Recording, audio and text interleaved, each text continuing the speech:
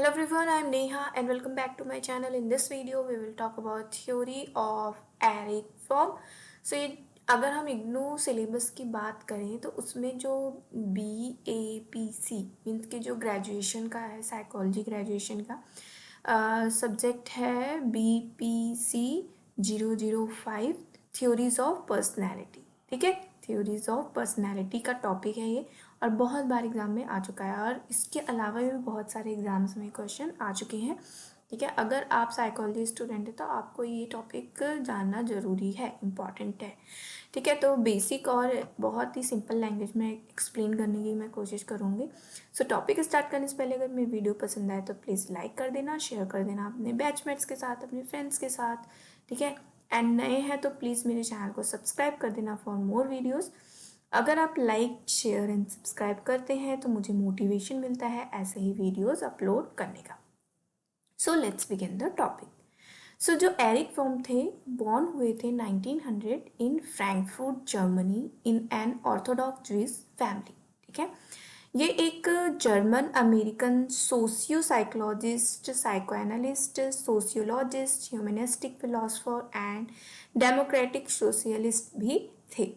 ठीक है, जो फ्रॉम थे, एरिक फ्रॉम थे, इन्होंने थ्योरी ऑफ पर्सनालिटी दिया था। इन्होंने अपनी थ्योरी में एक तो फंडामेंटल ह्यूमन नीड्स के बारे में बताया था and as well as the vital role that social and cultural factors have in shaping personality. इन्होंने जैसा कि मैंने बताया ह्यूमन नीड्स के साथ साथ सोशल एंड कल्चरल फैक्टर्स भी बताए जो हमारी पर्सनैलिटी को डेवलप करते हैं, शेप देते हैं। ठीक है, तो जो फ्रॉम की थ्योरी थी rather unique blend of Freud and Marx theories. ठीक है, जैसा कि आपको पता है कि जो फ्रायड थे उन्होंने अपनी थ्योरी को साइकिल सोशल पर्सनैलिटी डेवलपमेंट पे बेस्ड इन्होंने अपनी थ्योरी को बताया था। ठीक है, डिटरमाइंड बाय बायोलॉजी। ठीक है, इसीलिए इसको बायोलॉजी भी कहा जाता है। एंड मार्क्स का जो थ्योरी थी वो एक socialist society mean society change के बारे में इन्होंने बात की थी और इन्होंने कहा था कि जो सोसाइटी है उसमें कोई भी डिवाइडेशन नहीं है between the rich and poor, इस तरीके की बात की थी और उसमें उन्होंने स्पेशली फोकस किया था इकोनॉमिक सिस्टम पे। ठीक है, ओके तो इन्हीं दोनों से बेसिकली मार्क्स से की थ्योरी से बहुत ही ज़्यादा इन्फ्लुएंस हुए एरिक फ्रॉम और उन्हीं के बेसिस पे इन्होंने अपनी थ्योरी को डेवलप किया। ठीक है, इसलिए इनको न्यू फ्राइडियन साइको एनालिस्ट भी कहा जाता है। तो इन्होंने बेसिकली अपनी जो थ्योरी ऑफ पर्सनैलिटी है टू प्राइमरी नीड्स पर एक्सप्लेन किया।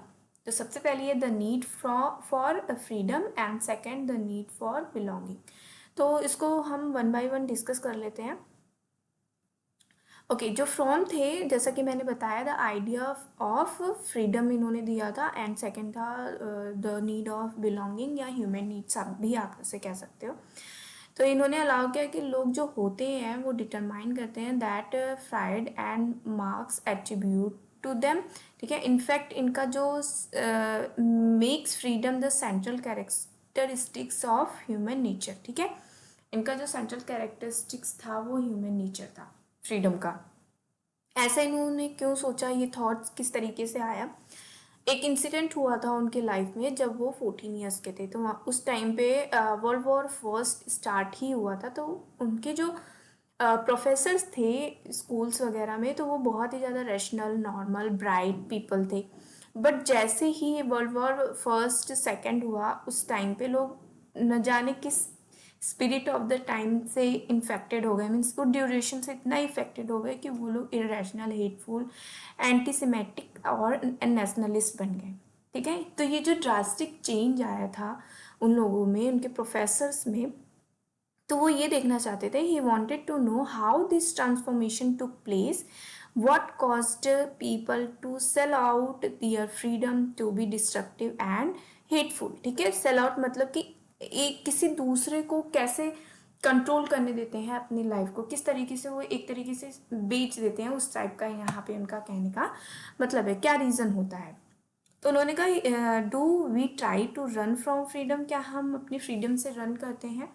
ठीक है, तो कुछ उनकी थ्योरीज के ही पॉइंट्स हैं, ये आपको जानना ज़रूरी है। तो उन्होंने कहा येस वी ऑफ्टन डू, हाँ हम अक्सर करते हैं, क्योंकि समटाइम्स क्या होता है कि someone else to take responsibility for our actions, तो हम क्या होता है कि इससे हमारा जो हमें कोई ब्लेम नहीं करता है, जो जिसको रिस्पॉन्सिबिलिटी दी गई है ओवरऑल वो उसको ब्लेम किया जाता है। ठीक है, आप एकदम सही रहते हैं बस, और जो जिसने रिस्पॉन्सिबिलिटी ली है वो क्या होता है, रॉन्ग होता है। This way will not be blamed if things go wrong. ठीक है, वहीं पर इन्होंने कहा था कि if a situation is frightening, we may want somebody to take charge for us and we are ready to surrender our freedom in order to be safe। ठीक है, वही चीज यहाँ पर हुई थी उनके प्रोफेसर के साथ। ठीक है, इसी को इन्होंने और इंक्रीज करते हुए इन पॉइंट्स को, फ्रीडम को, कि किस तरीके से हम अपने फ्रीडम से भागते हैं। ठीक है, तो उन्होंने कुछ 3 साइकिक स्केप मैकेनिज्म दिए थे। ठीक है, बहुत ही इम्पॉर्टेंट है और मेन आप देखोगे तो यही है। तो फर्स्ट सेकंड 3 दिए थे इन्होंने। तो फर्स्ट था अथॉरिटेरियनिज्म। ठीक है, अथॉरिटेरियनिज्म में इन्होंने कहा कि जो पर्सन है, अथॉरिटी वर्ड यहाँ पर आ रहा है, तो जो पर्सन, कोई भी पर्सन अपनी अथॉरिटी किसी दूसरे पर्सन, अदर पर्सन पे दे देता है कि वो हमें कंट्रोल करे। ठीक है, wanting an absolute very clear and ambiguous authority. ठीक है, एक तो इस तरीके से हम अपने फ्रीडम से भागते हैं। ठीक है, स्केप मैकेनिज्म होता है। एंड सेकंड है डिस्ट्रक्टिवनेस। ठीक है, अगर हमें कोई पर्सन, कोई भी ऑब्जेक्ट हमें पसंद नहीं आ रहा है, पेनफुल है वो हमारे लिए, तो हम उस पर्सन को एलिमिनेट कर देते हैं, अपनी लाइफ से हटा ही देते हैं। ठीक है, तो ये बहुत ही डेंजरस होता है क्योंकि हम इस सिचुएशन में किसी को किल भी कर सकता है कोई पर्सन। ठीक है, एंड सेकंड कि अपने पेन को फिनिश करने के लिए, एलिमिनेट करने के लिए पर्सन यहाँ तक कि सुसाइड भी कर लेते हैं। इससे रिलेटेड भी इनकी लाइफ में एक इंसिडेंट हुआ था। इनकी एक कज़न थी जिनके फादर बहुत ही अच्छी पेंटर थी और बहुत ही ब्यूटीफुल थी, जैसा कि इन्होंने अपनी बुक में एक्सप्लेन किया है। तो उसमें उन्होंने बताया था कि वो बहुत ही ज़्यादा खूबसूरत थी और इस दुनिया की बेस्ट पेंटर थी। ठीक है, तो उनके फादर की डेथ होने की वजह से, जो कि बहुत ही बुजुर्ग थे और बहुत ही ओल्ड मैन थे, तो उनकी डेथ होने के बाद वो इतना इतना इमोशनल हुई, इतना उनको पेन हुआ इमोशनली, कि उन्होंने भी क्या किया, सुसाइड कर लिया। और उन्हें एक सुसाइड नोट में लिखा कि मेरे फादर के पास में ही मुझको बरी किया जाए। ठीक है, तो इस टाइप के पेन को भी एलिमिनेट करने के लिए लोग क्या करते हैं, इस सुसाइड तक भी कर लेते हैं। तो ये होता है डिस्ट्रक्टिवनेस। ठीक है, इस तरीके से भी हम अपनी फ्रीडम से क्या करते हैं, भागते हैं। अब थर्ड इन्होंने बताया ऑटोमेटन कंफॉर्मिटी। ऑटोमेटन कंफॉर्मिटी मतलब कि surrender to rules and norms, जो इसके लिए हम एग्री भी नहीं है। ठीक है, उस पे हम अपने आप को सरेंडर कर देते हैं। और क्यों, in order to be safe, जिसके बात हमने अभी स्टार्टिंग में की थी। ठीक है, basically displace the burden of choice from self to society. ठीक है, हम सोसाइटी पे अपना जो भी बर्डन है वो थोप देते हैं और उन्हीं के नॉर्म्स पे चलते हैं, डिसअग्री होने के बावजूद भी। ठीक है, जिससे कि हम अपने फ्रीडम से भागते हैं। ठीक है, ये मैकेनिज्म इन्होंने बताए थे।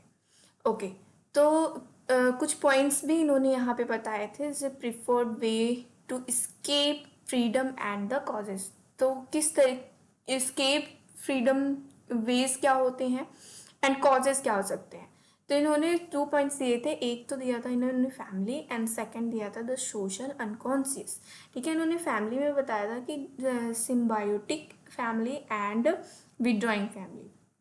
सिम्बायोटिक फैमिली में कि ऐसी फैमिली जो एक दूसरे के बिना नहीं रह सकती है, साथ साथ में रहना, साथ में ही रहती हैं। ठीक है, तो इन्होंने कहा कि इस टाइप की फैमिलीज़ में जो पर्सन होते हैं उनका जो डेवलपमेंट होता है पर्सनालिटी का, वो प्रॉपर तरीके से नहीं हो पाता है। ठीक है, क्योंकि वो सोसाइटी से ज़्यादा मिलना जुलना, बाहर आना जाना बहुत कम हो जाता है। अगर जाना भी है तो अपनी फैमिली के साथ जाना, रहना भी है तो अपनी फैमिली के साथ रहना, बहुत ही रिजर्व नेचर के रहते हैं। तो इस टाइप की पर्सनैलिटी के according to Erich proper development नहीं हो पाता है। वहीं अगर हम विड्रॉइंग फैमिली की बात करें तो इसमें जो पेरेंट्स होते हैं वो पूरा डिमांडिंग होते हैं फॉर देयर चिल्ड्रन, कि जो बच्चे हैं वो हाई लेवल की लाइफ को जिए, वेल डिफाइंड स्टैंडर्ड हो उनका, ठीक है, एंड उनकी पर्सनालिटी प्रॉपर तरीके से डेवलप हो, ठीक है। तो वो जैसे कि नहीं होता है कि अगर बच्चे हॉस्टल में जाते हैं, इन नॉर्मल अगर आप बात करते हैं कि बच्चे अगर हॉस्टल में रहते हैं तो वो आउटर एरिया को देखते हैं, लोगों को पहचानते हैं, तो उससे उससे उनकी जो पर्सनालिटी डेवलप और अच्छी होती है। तो उनका कहने का मतलब यही है, ठीक है। सेकेंड आते हैं द सोशल अनकॉन्शियस। तो इसमें उन्होंने 5 पॉइंट्स दिए थे। पहला है रिसेप्टिव, सेकंड है एक्सप्लॉयटेशन ओरिएंटेशन, थर्ड है होर्डिंग, एंड फोर्थ है the marketing orientation, and fifth है प्रोडक्टिव ओरिएंटेशन। तो इसमें जो ये स्टार्टिंग के 1 2 3 4 है ना, इसको इन्होंने कहा था न्यूरोटिक पर्सनैलिटी, ठीक है।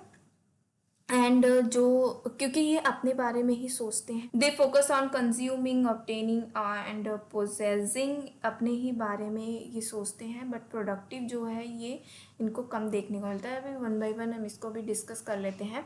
तो जो रिसेप्टिव ओरिएंटेशन होते हैं ना, ये बस अपनी लाइफ में यही चाहते हैं कि हमें लव मिलता रहे, प्यार मिलता रहे लोगों से, एंड लोगों का अटेंशन हमारे पे बना रहे। तो इसीलिए जो हायर बहुत ही हाईली डिपेंडेंट होते हैं अपने पेरेंट्स पे, एंड अपनी जो अथॉरिटी है वो पेरेंट्स को दे देते हैं कि आपको जो डिसीजन लेना है आप लो, हम उसको करने को तैयार हैं, ठीक है। यह हाईली डिपेंडेंसी होती है। इस टाइप के लोग जो होते हैं वो एक्सट्रीमली सबमिसिव होते हैं अकॉर्डिंग टू एरिक, ठीक है। वहीं पर अगर मॉडरेट डिपेंडेंसी कुछ लोगों की होती है इन अदर हैंड, तो वो क्या करते हैं कि कभी भी किसी भी चीज़ के लिए फ़ाइट नहीं करते हैं, जो चीज़ जैसी है उसको एक्सेप्ट कर लेते हैं।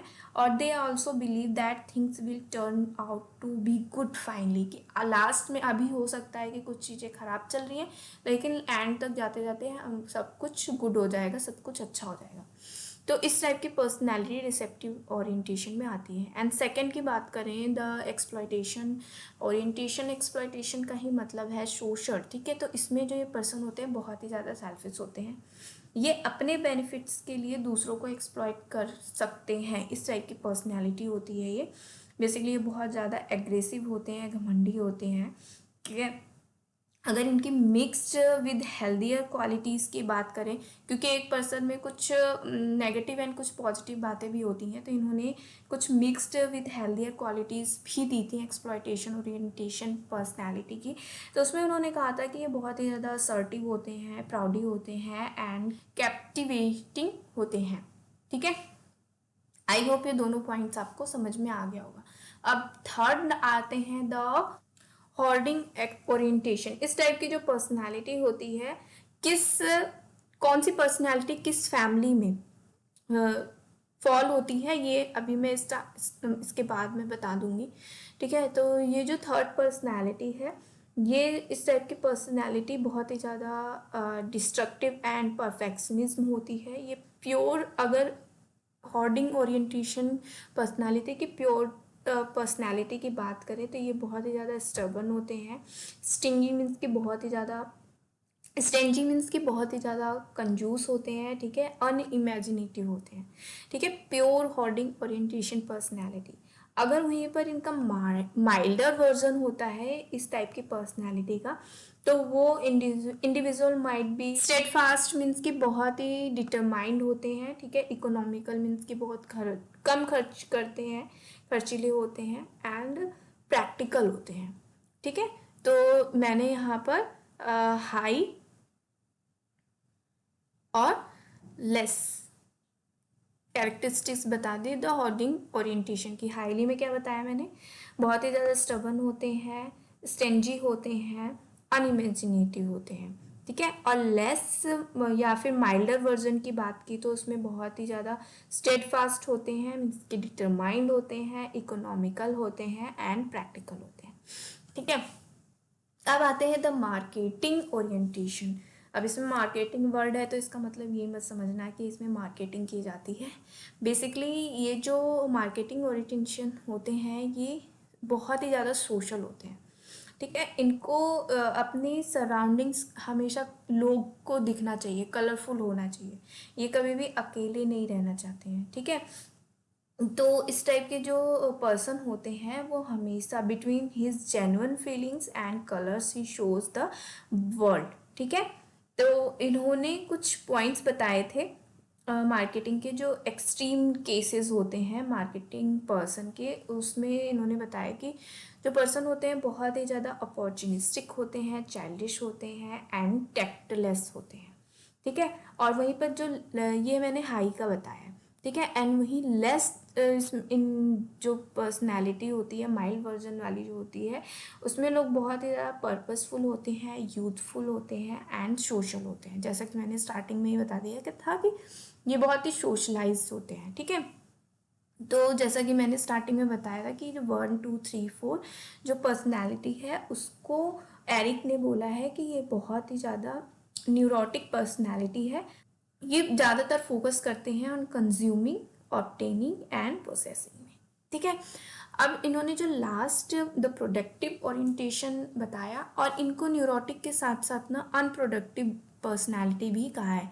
ठीक है, एक ही इन्होंने प्रोडक्टिव पर्सनालिटी कहा है और प्रोडक्टिव पर्सनालिटी के साथ साथ इन्होंने ये भी कहा है कि इस टाइप की जो पर्सनालिटी है होती है वो हेल्दी पर्सनालिटी होती है और उन्होंने कभी इस टाइप की पर्सनालिटी ओकेजनली देखा नहीं है।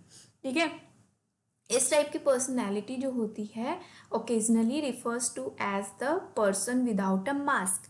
जैसे कि हम ये बोलते हैं कि एक पर्सन सामने कुछ और पीछे कुछ और होता है, इन सिंपल लैंग्वेज में अगर मैं एक्सप्लेन करूँ तो उस टाइप का इनके साथ नहीं होता है। ये जो सामने होते हैं वो पीछे भी होते हैं, इतने प्रोडक्टिव होते हैं ये लोग। ठीक है, तो इन ये बहुत ही रिस्पॉन्सिबल होते हैं एंड अपनी कंट्रीब्यूशन करते हैं टू द सोसाइटी उनके वेलफेयर के लिए। ठीक है, बहुत ही productive society as humanistic communitarian socialism होते हैं ये। ठीक है, मीन्स कि इनका जो प्रोडक्टिव टाइप होता है वो सोसाइटी के वेलफेयर के लिए ज़्यादातर होता है इस टाइप की पर्सनैलिटी के लिए। ठीक है, आई होप ये पॉइंट्स आपको क्लियर हो गए होंगे, मैंने ईजी लैंग्वेज में आपको एक्सप्लेन किया। ठीक है, अब ये जो मैंने बताया कि कौन सी पर्सनालिटी या कौन सी ओरिएंटेशन किस फैमिली में बिलोंग करती है या कौन सा एस्केप फ्रॉम फ्रीडम है उनका, सोसाइटी भी यहाँ पे मेंशन है। ठीक है, रिसेप्टिव में सिंबॉलिक फैमिली होती है, अथॉरिटेरियन इनका एस्केप फ्रॉम फ्रीडम होता है, एक्सप्लॉयटेशन जो पर्सनालिटी होती है वो भी अथॉरिटेरियन में होते हैं, एंड फैमिली जो होती है सिम्बायोटिक होती है, एंड हॉर्डिंग में ये विदड्रॉइंग फैमिली से बिलोंग करते हैं, परफेक्शनिस्ट टू डिस्ट्रक्टिव मार्केटिंग वाले जो होते हैं वो विदड्रॉइंग और ऑटोमेशन कन्फॉर्मिस्ट में बिलोंग करते हैं, प्रोडक्टिव जो होते हैं वो loving and reasoning, freedom and responsibility, acknowledge and accepting. ठीक है, तो ये पॉइंट्स थे और सोसाइटी भी यहाँ पर दी है, किस टाइप की सोसाइटी से ये बिलोंग करते हैं।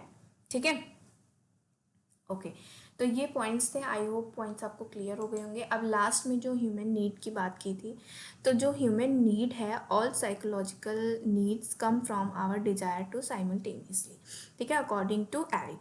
ठीक है, इनका कहना था कि जो ह्यूमन बींग होते हैं वो फ्री भी रहना चाहते हैं, live authentic lifes, but also escape loneliness and be secure. तो उसके लिए ये क्या क्या करते हैं। ठीक है, from defines neurosis as an efforts to satisfy the need and had listed 5 human needs. ठीक है, अब न्यूरोसिस कौन थे, वो जो हमने फर्स्ट 4 पर्सनैलिटी की बात की थी। ठीक है, अब आते हैं फर्स्ट इन्होंने दिया था relatedness, second creativity, third rootedness and fourth a sense of identity and fifth frame of orientation. तो सबसे पहले हम रिलेटेडनेस की बात करते हैं। तो इसमें जो पर्सन होते हैं every individual is different from the other. ठीक है, यह आप सबको पता है। ठीक है, तो इनका कहना था कि ये बात जो होती है कि हर एक पर्सन दूसरे पर्सन से डिफरेंट है।